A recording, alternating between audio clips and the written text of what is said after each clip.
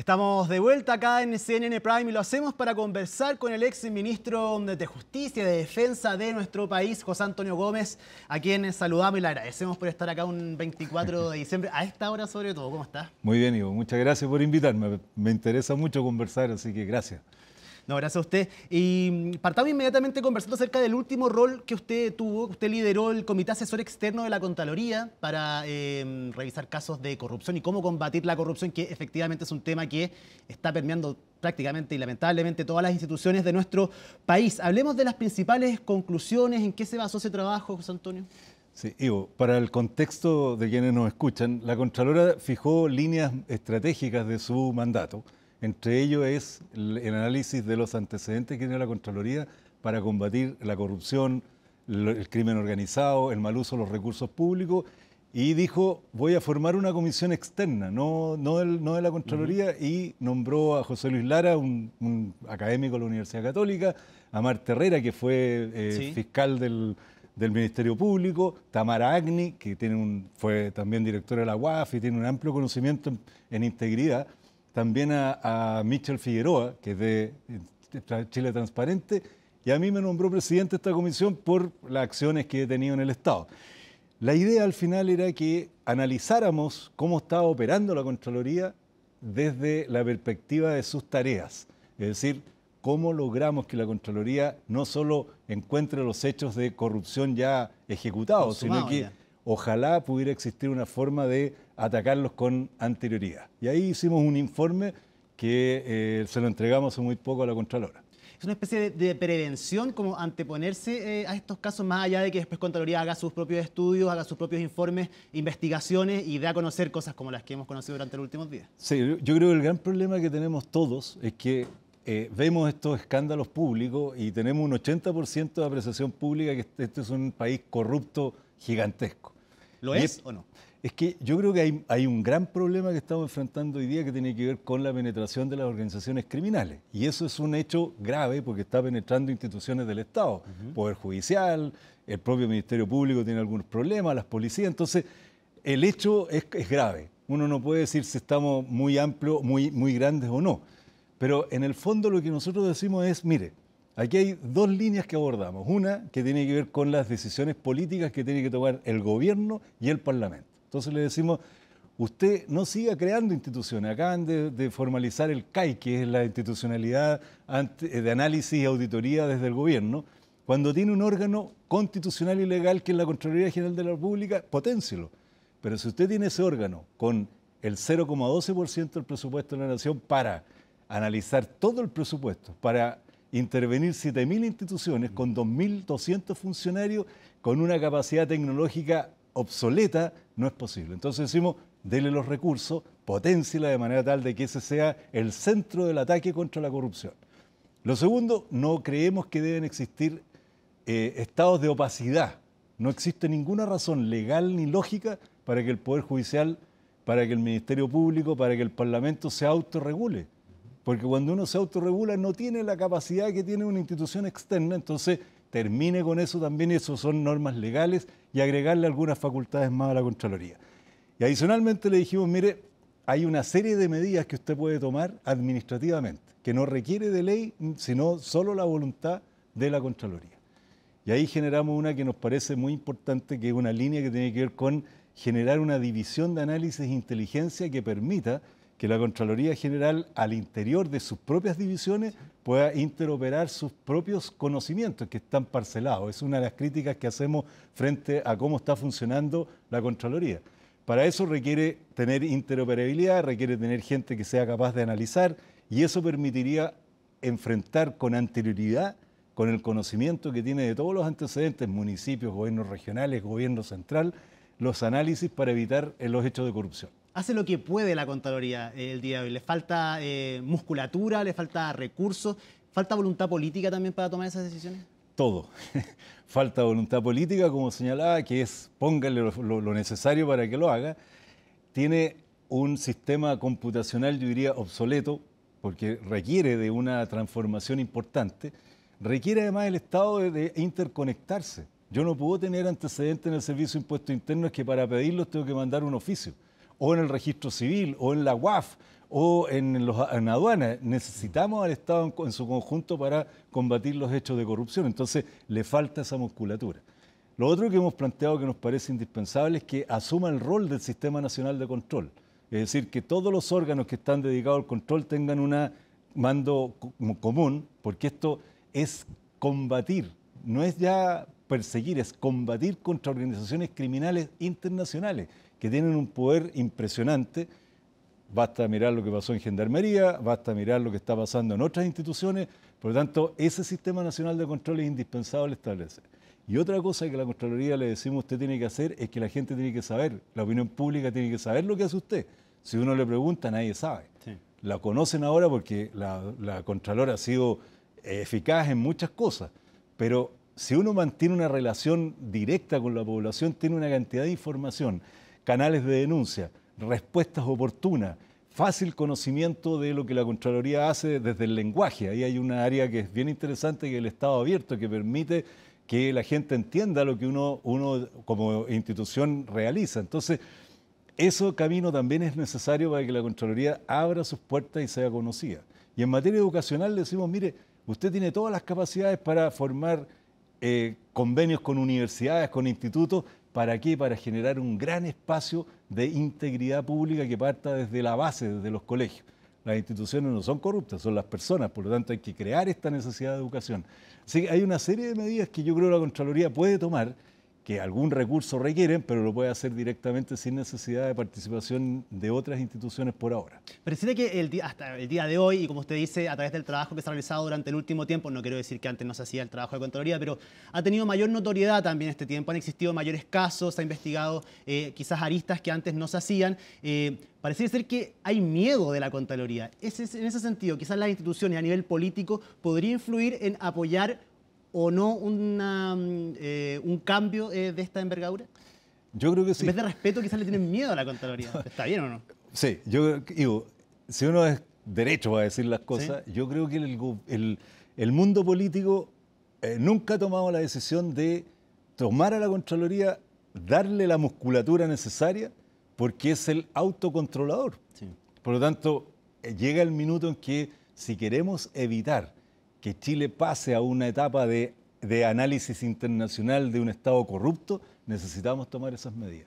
Eso es indispensable y por eso es que es necesario que el gobierno que viene tome esta decisión y que de verdad le dé la fuerza necesaria, porque la Contralora ha hecho algo muy importante, que es en definitiva cruzar información de las licencias médicas con las salidas del país, generar que 25.000 funcionarios que estaban con licencia médica salieron de Chile, acaba de informar otras cosas, es una situación que podría ser eficaz, mucho más rápida y mucho más eficiente si tuviera esta interoperabilidad de los diversos sistemas.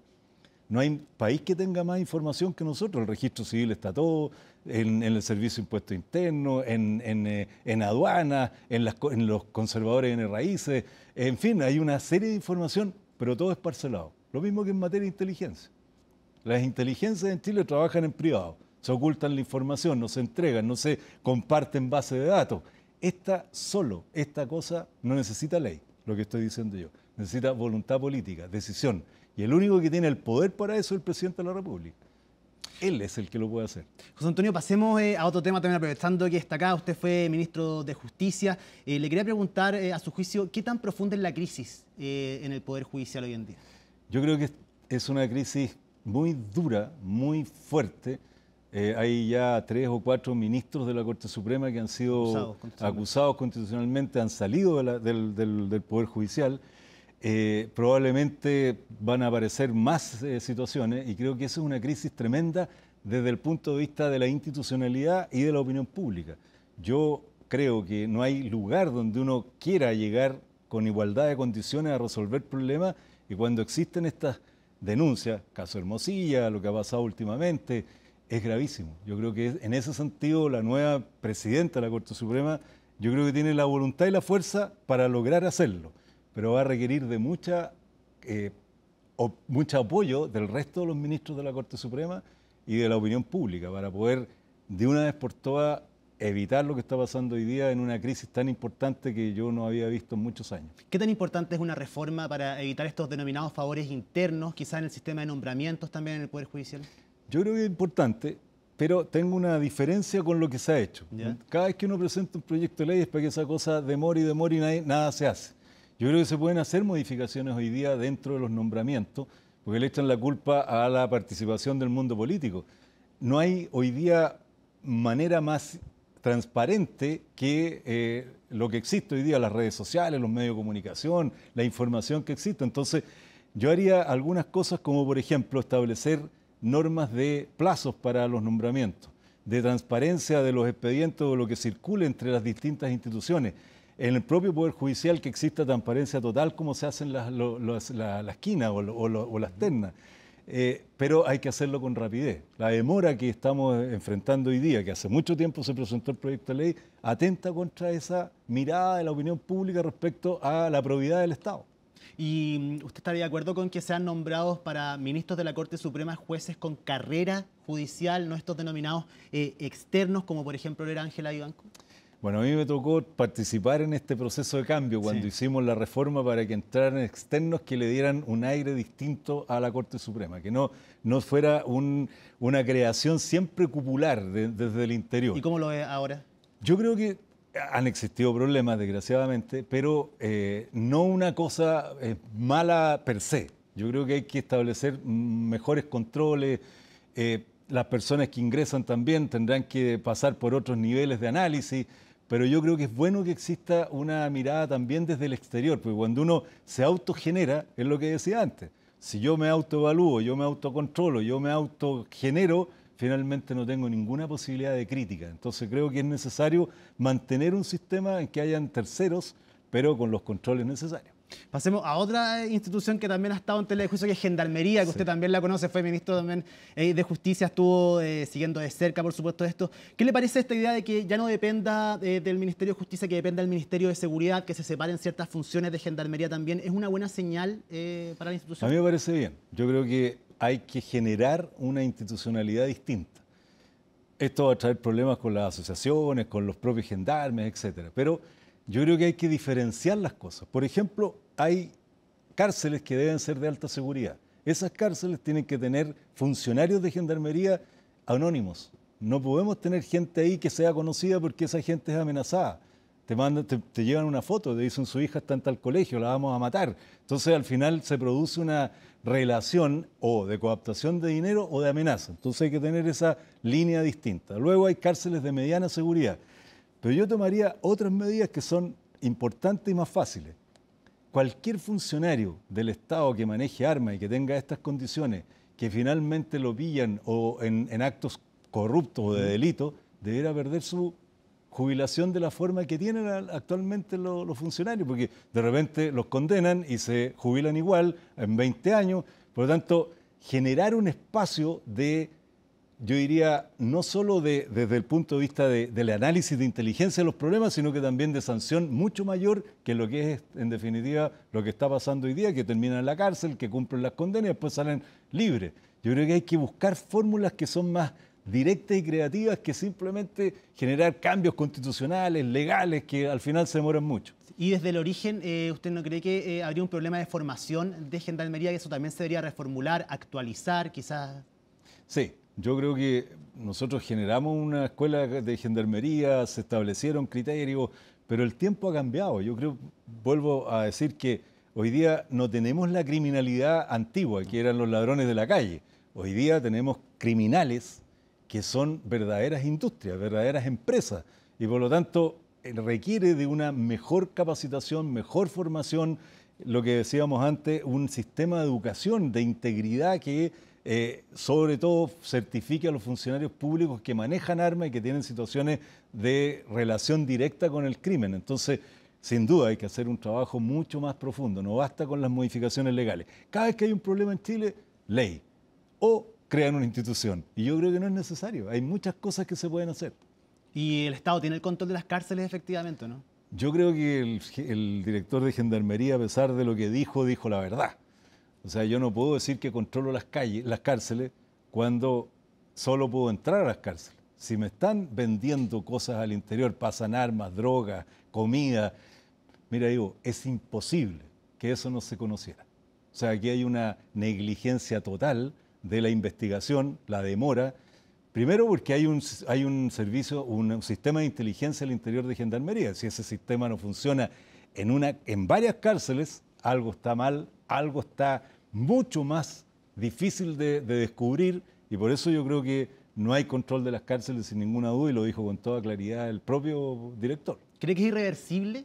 No, yo creo que se puede, pero hay que hacer una diferenciación, como digo. Tú tienes, mira, ¿Qué pasa en este tiempo intermedio entre que logramos generar este cambio y tenemos ya un problema que está enquistado ahí en muchas de las cárceles, como usted dice? No por esto solamente, y después de la operación Apocalipsis, quienes quedaron presos se va a acabar. Me imagino que hay otros recintos donde esto podría estar pasando también. Sin duda, y por eso creo yo que los resultados finales de que son Apocalipsis es una investigación que demora mucho tiempo.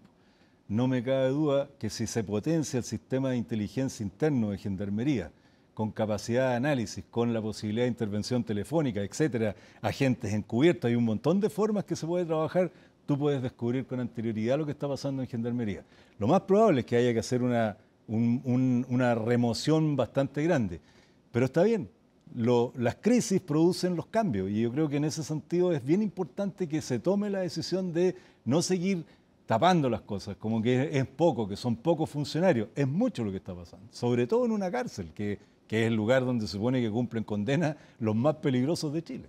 Hablemos de política también, contingente. José Antonio, ¿qué expectativas tiene usted del futuro gobierno? Ya ha hecho harta noticia en una semana y media el presidente electo, con viajes internacionales, con distintas decisiones. ¿Cómo lo ve usted?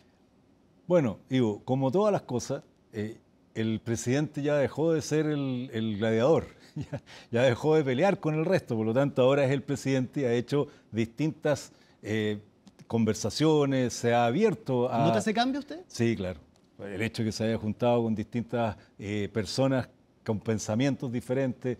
Yo espero, por el bien de Chile, que le vaya bien, que lo haga bien, que no entre en la coyuntura de la pelea chica y la persecución de personas, sino que se preocupe de Chile. Estos temas que conversamos son relevantes, son fundamentales. Si eso logramos hacerlo en común, y yo creo que nosotros la centroizquierda estamos dispuestos a colaborar con eso, vamos a cambiar Chile. Y que lo haga un presidente de ultraderecha o de centro derecha o otro de izquierda o ultraizquierda, no importa. Lo que le importa a Chile es que las cosas se hagan, y yo espero que el gladiador que había antes, que era José Antonio Kast, se transforme en el presidente que Chile necesita. ¿Y usted cree que se van a poder hacer cargo de las expectativas en estos mismos temas que hemos estado hablando? Corrupción, crimen organizado, el orden al interior de las cárceles, la delincuencia en las calles, la migración irregular. Es un pack que, si bien se cataloga como un gobierno de emergencia, no es sencillo, son tareas que conllevan mucho trabajo. Son tareas difíciles, pero yo siempre he dicho son posibles siempre que, lo he planteado varias veces.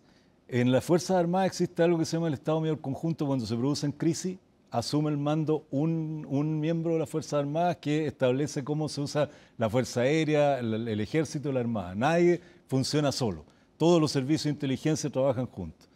Si eso lo asume el presidente de la República nuevo y dice, mire, vamos a establecer el Estado Mayor Conjunto de Seguridad, en el cual en la mesa él define y decide qué cosas se requieren de hacer, no zanjas, no cosas que son bien para el oído, sino que cosas concretas y claras. Yo creo que Chile puede ser un país que cambie desde la perspectiva del ciudadano. Es decir, me siento seguro, el Estado se decidió a defenderme frente a las grandes dificultades que enfrento hoy día. Yo espero que esa sea la decisión. Por eso digo que se acabe el gladiador y que llegue el presidente. Sería muy importante. ¿Usted no votó por él, me imagino? No voté por él, voté por Janet Jara. Sí. ¿Y usted qué le parecen estas medidas de él específicamente en materia de seguridad, lo que tiene que ver con justicia también? ¿Cree que son aplicables finalmente? Yo creo que algunas sí. Hay otras que son bien particulares. ¿Cuál le parecería que podría ser aplicable y que va en un buen camino?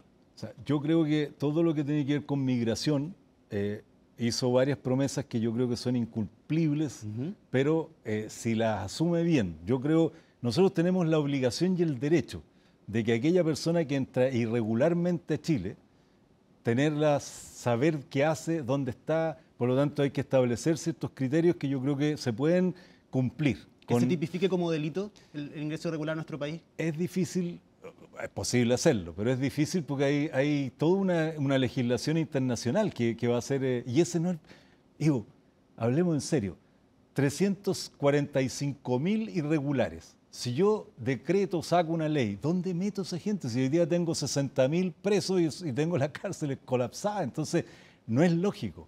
Se trata de hacer la diferencia entre aquel que viene y que entró irregularmente por alguna razón, pero que viene a trabajar, que es una persona honorable, respecto del que es un delincuente. Esa diferencia hay que hacerla. No puede ser que todo el que ingresa porque hay gente que llega por razones humanitarias, por razones de persecución, por diversas cosas. Entonces, no es lógico enfrentarlo de esa manera. Yo creo que hay otras maneras. Y todo lo que tiene que ver con la reorganización de la forma de trabajo en materia de seguridad es vital. Los recursos del Estado están distribuidos de mala forma. Los municipios tienen recursos para eso, los gobiernos regionales, el gobierno central en distintas instancias. Por eso el Estado Mayor Conjunto de Seguridad es el que debiera definir cómo gasto, qué gasto, cuáles son los fondos que necesitan los municipios. Se acaba de aplicar una ley o salió una ley nueva. Bueno, pero hay que darle recursos, hay que darle capacidades, capacitaciones, etcétera. Pero yo creo que es posible, pero requiere de liderazgo y mando. Y yo espero que este presidente nuevo lo tenga. ¿Y a usted le parece, se ha criticado mucho los viajes que ha hecho a Argentina, ahora a Ecuador, próximamente en Perú? Estuvo con el canciller de Perú en una escala en Lima, tratando de generar ciertos vínculos para a partir del 11 de marzo ya poder tomar decisiones concretas, efectivamente, pero con esta idea del corredor humanitario, ir ahí aunando voluntades para que los países se abran a esta posibilidad y como región se trabaje en eso. ¿Usted cree que está bien enfocado eso? ¿Usted critica que él esté viajando? Dicen algunos que se está metiendo en política exterior, que podría estar pasando por sobre las atribuciones del presidente de la República. No creo. Yo creo que está bien. Creo que corresponde en la línea que estamos hablando, que se establezca el corredor humanitario. El problema es que cuando yo solo me junto con la ultraderecha de América Latina, estoy dando una señal política. ¿Por qué no se junta con Lula? ¿Por qué no se junta con el presidente de otros países, de Uruguay? Entonces eso es lo que produce cierto resquemor. Pero en fin, a mí me parece bien si él está buscando una salida al problema. Si lograra, por ejemplo, que Venezuela reciba los aviones con los venezolanos que hay que sacar de Chile, sería un logro extraordinario. Porque hoy día el problema que tenemos con los venezolanos es que no los podemos mandar a un corredor humanitario y no los podemos mandar a Venezuela. Entonces, no me parece mal lo que está haciendo. El problema es la señal política de solo juntarse con presidentes de ultraderecha. Y hablando de señales políticas, ¿cuánto le dolió a usted ver a Carlos Maldonado en esa fotografía previo a la segunda vuelta, ya brindándole el apoyo, que aparezca ahí al lado de José Antonio Kast un radical con historia como usted? Mira, hay varios radicales que estuvieron en esa línea, pero yo lo he dicho otras veces, al final uno toma decisiones personales. A mí, yo no lo habría hecho, pero uno toma decisiones personales y son políticas. Él decidió hace tiempo dejar el partido y apoyar en este caso a Evelyn Matthei primero y después a José Antonio Kast. Pero es una decisión personal. Yo no me atrevo a criticarlo desde su decisión como persona. Yo políticamente, claro, no lo comparto, pero cada uno asume sus líneas en la vida y mantiene o no un camino. Eso ya es decisión de uno. ¿Cuánta responsabilidad tuvo el gobierno? ¿Usted cree que tuvo responsabilidad el gobierno en el resultado electoral finalmente? Yo creo que sí.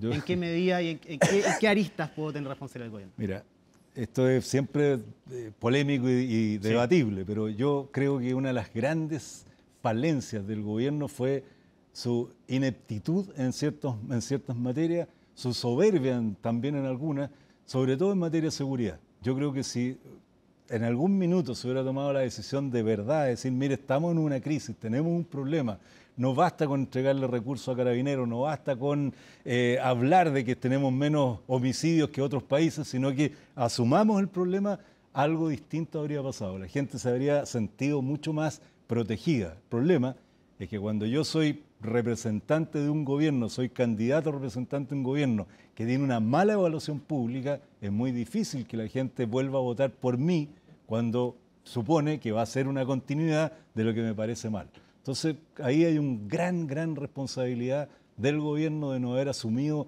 realmente en su momento, en el momento oportuno, el problema más grave que tenía Chile desde la perspectiva ciudadana, que era la seguridad. ¿Y qué evaluación hace en general de estos 4 años ya del presidente Gabriel Boric, con todas las crisis que han tenido, la de los indultos, haber apostado todo al primer proyecto constitucional? Muchos dicen que ahí terminó básicamente este gobierno. Yo creo que partió un gobierno en el cual era refundacional y se iba a hacer un cambio total de Chile. Después se perdió esa posibilidad, entró el socialismo democrático a dirigir, se ingresó al gobierno, se subsumió en esas propias medidas, y yo creo que eso lleva finalmente a que todo lo que era una propuesta de cambio se fue definitivamente al tacho. Y eso la opinión pública no está mirando personas que navegan por el mundo o por los ríos. Lo que las personas ven es alguien que tenga decisión. Esa es una de las gracias que tiene, que yo encuentro que tiene la derecha. La derecha no se pierde. Este es mi camino, voy para allá, le guste o no le guste al oído de la gente. En cambio, por acá las cosas subían, bajaban, cambiaban. Creo que ahí fue una gravísima decisión política y bueno, los resultados son los que están. ¿Quedaron sometidos los partidos del socialismo democrático finalmente a este gobierno en un momento donde podrían haber generado algún quiebre, algún cambio? ¿Siguieron adelante con ello? Bueno, van a terminar como con estas dos coaliciones juntas que trataron de ser una, pero que nunca pudieron llevarse bien. Yo creo que el poder, el estar al lado del poder es tan fuerte que impide a veces tomar decisiones que son duras. Yo hubiera sido presidente del Partido Radical en ese minuto, yo habría asumido la decisión de buscar un liderazgo distinto, salir de aquella estructura que estaba funcionando. Si uno ve las elecciones que compartimos, en todas al socialismo democrático le fue mal. Entonces, algo no estaba funcionando y creo que nadie asumió un liderazgo distinto. ¿Y en qué momento usted asumió ese liderazgo, ese quiebre? ¿En qué momento usted se ha marcado como acá hay que seguir un camino diferente? Yo creo que al segundo año, cuando ya la situación de cambio, que tampoco era tan asumida por todos nosotros, nos dimos cuenta de que el proceso no estaba avanzando bien, que el gobierno no tenía las capacidades ni la expertise para desarrollar sus propias promesas. Nosotros deberíamos haber abierto un poco el camino hacia, estoy hablando de la centroizquierda, no solo de los radicales, sino que hacia un liderazgo público que mostrara un camino distinto. Y el poder es tan importante, es tan fuerte, mantener la pega es tan fuerte que termina por evitar que estas quiebras se produzcan. Y creo que eso fue un error y lo vamos a pagar caro. Nos va a costar retomar la confianza de la ciudadanía, pero en fin, es lo que se hizo, ahora hay que pensar en el futuro. ¿Y quién asume ese liderazgo ahora, a partir del 11 de marzo? ¿Qué caras, a quién ve usted como liderando esta coalición? Ya sea más hacia la izquierda, el Partido Comunista, el Frente Amplio, pero también dentro de los partidos que componían el socialismo democrático, el Partido Socialista, el mismo Partido Radical. Bueno, ustedes lamentablemente se van a disolver, pero ¿quiénes en el actual oficialismo cree usted van a ser los líderes de acá de estos 4 años? Bueno, yo creo, esto también es debatible, creo que nosotros debiéramos generar el socialismo democrático, un polo en el cual participen los partidos que tienen raigambre socialdemócrata, radicales, liberales, socialistas, PPD. Y el Frente Amplio y el Partido Comunista que genere su propia institucionalidad. Podemos trabajar en conjunto sobre ciertas cosas, pero hay que asumir este liderazgo nuevo. Y hay gente hoy día, está Paulina Bodanovich, está en el PPD, hay gente que eventualmente podría aparecer como tal. Yo creo que el radicalismo se tiene que reagrupar, no como partido todavía, sino como un movimiento político. Los liberales tienen sus líderes también. Yo creo que es posible, pero requiere de romper este cascarón que siempre es el cascarón de la unidad. ¿Pero qué otros nombres más allá del de Paulina Bodanovich? Bueno, está Vlado Milosevic en los liberales, está en este caso Jaime Mulet, que también está en el Frente Regionalista Verde. En el PPD no ¿Carolina Toá sigue siendo un nombre? Carolina Toá sí. Con todo lo que yo critiqué en su momento, que era la continuidad, que era ilógico avanzar en una candidatura de esa naturaleza, pero Carolina Toá tiene también esas capacidades. Yo creo que es posible. Ahora, además hay que incorporar a otra gente, tenemos que abrir los campos. Yo digo, he escuchado, vamos a reinscribir al Partido Radical. No, tenemos que hacer un nuevo partido, una nueva gente que no piense como nosotros, pero que tenga el interés de una sociedad distinta. Entonces, eso requiere de cierta entrega, no de encerrarnos para manejar el timbre y la campanilla y ese pequeño poder que tienen los partidos. Y en este nuevo movimiento, en este rearme, podríamos decir, del Partido Radical, quizás con otra estructura, de una nueva forma, ¿usted estaría dispuesto a asumir ahí algún rol de liderazgo, de poder tirar esa máquina? Yo estoy, por supuesto, tengo interés en hacer algo porque en Chile exista un pensamiento socialdemócrata que presente ideas que sean entendibles por la comunidad, que haga una oposición decente, no tiene por qué ser una oposición obstructiva, que pueda dialogar con las próximas autoridades. Yo creo que ese es un camino que Chile necesita. Y para eso se requiere mucha conversación y también capacidad de diálogo, que es lo que a mí me preocupaba, como digo, el anterior gladiador, que era el actual presidente, pero espero que esa forma que tienen algunos de su sector no sea la que predomine, sino que predomine la capacidad de diálogo. Y en esa línea nosotros estamos por supuesto, interesados en participar. José Antonio Gómez, exministro de Justicia, de Defensa también de nuestro país, le agradezco haber conversado con nosotros esta jornada 24 de diciembre y que tenga, por supuesto, una muy feliz Navidad. Gracias, Ivo. Feliz Navidad a todos y a ti también. Estás trabajando, así que sea una buena noche con tu familia. Muchas gracias. Y nosotros llegamos al final de esta edición de CNN Prime, deseándoles, por supuesto, a todos quienes nos ven una feliz Navidad, que puedan celebrar en familia. Dejamos hasta acá esta edición de este día, miércoles 24 de diciembre. Así estuvo nuestro país y el mundo. Somos CNN Chile. Que tengan muy buenas noches y una muy feliz Navidad.